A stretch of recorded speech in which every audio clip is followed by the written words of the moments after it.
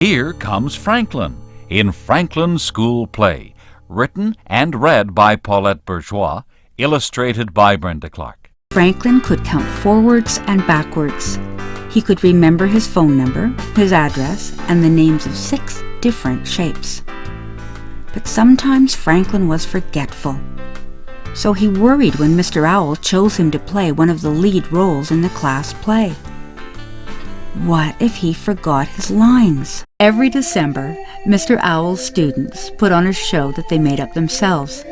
This year they would perform a salute to the Nutcracker. Franklin had seen the Nutcracker ballet with his parents, and he'd listened to the music at home. He loved the story about a little girl and the toy soldier who comes to life. Franklin had a big part to learn. At home he said his lines over and over again. "I hope I don't forget what to say," he told his parents. They encouraged him. "If you practice, you'll be fine." Franklin wasn't so sure. The week before the show, there was a flurry of activity in the classroom. Everyone had an important job to do. Goose studied her lines. Beaver practiced her ballet steps. The musicians learned their songs.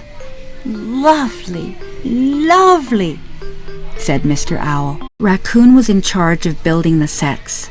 His team had already cut, glued, painted, and decorated most of the scenery. Now they were busy trimming the tree. Mr. Owl thought it was spectacular. Bear was the costume designer.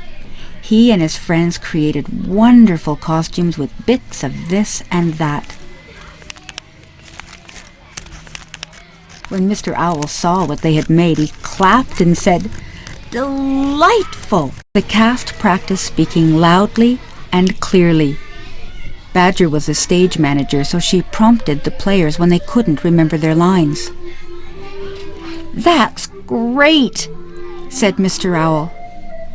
"But where is Franklin?" Raccoon pointed to the art supply cupboard. Franklin peeked out. "I need a quiet place to learn my lines," he said. "I get to the middle and then I forget." "Let's work on them together," suggested Mr. Owl. By the end of the day, Franklin could say his lines without missing a word. "Bravo!" said Mr. Owl. It was the day before the show. The programs were printed and the seats were set up. For the first time, the students would practice on stage. Mr. Owl directed everyone to their places. Rabbit thumped his feet in excitement. "Quiet, please," said Mr. Owl. "Curtain time." Franklin went over the lines in his head. The curtain opened. Franklin was silent. Mr. Owl whispered, "It's time to begin." Franklin tried to talk, but his throat was tight. Every time he looked at the empty seats, he was scared. "Psst," said Badger. "I'll tell you what to say." But Franklin didn't need a prompter. He remembered the lines.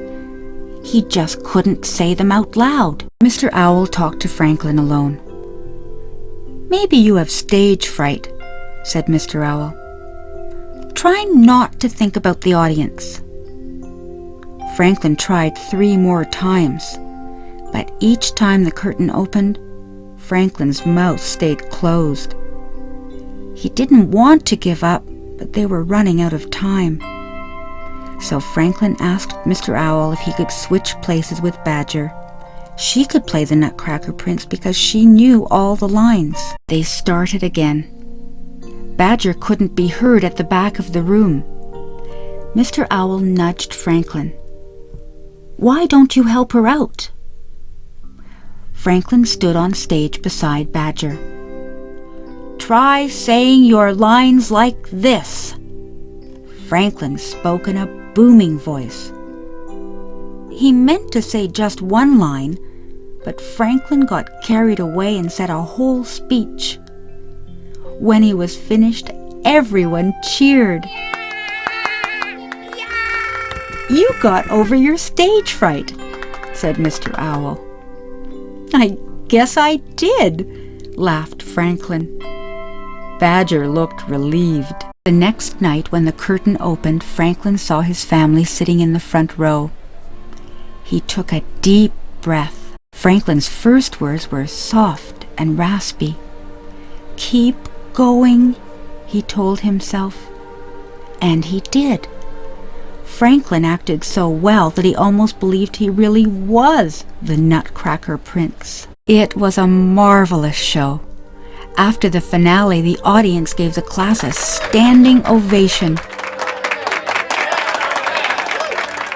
Franklin and his friends bowed 4 times. And that night, after a hot cocoa by the fire, Franklin pasted the show program into his scrapbook. It was a night he wanted to remember forever.